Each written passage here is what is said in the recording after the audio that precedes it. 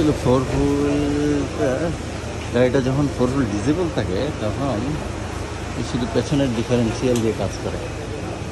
এটা পেছনের ডিফারেন্সিয়াল,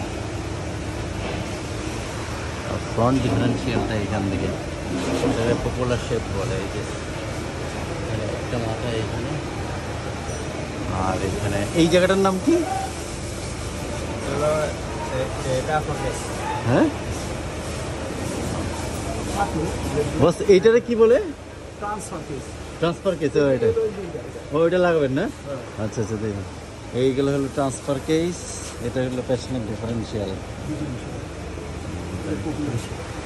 আর এই সামনেটা হলো পপুলার শেপ না? এটা মানে পপুলার শেপ, এটাও পপুলার শেপ। এটা রিয়ার, আর এটা আচ্ছা আচ্ছা, আর এটা হলো ফ্রন্ট।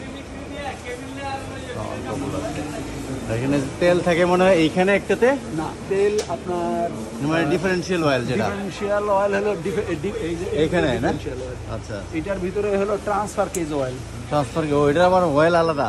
হ্যাঁ, মানে এটা মডেল টু মডেল ভেরি করে। Very good. আচ্ছা আচ্ছা আচ্ছা, আর এই সামনেরটার ভিতরে হলো ডিফারেন্সিয়াল অয়েল, ফ্রন্ট ডিফারেন্সিয়াল, এটা রিয়ার ডিফারেন্সিয়াল, আর এটা হলো ট্রান্সফার কেজ।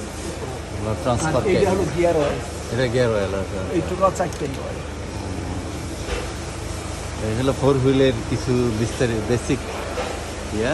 ফোর হুইল গাড়িগুলো আসলে অনেক কমপ্লেক্স, কারণ আমরা ভেহিকেল সলিউশনে রিপন ভাই চেক করতেছিল, তো ওয়ারিংয়ের কিছু কাজ করতেছে। গাড়িতে প্রচুর পরিমাণ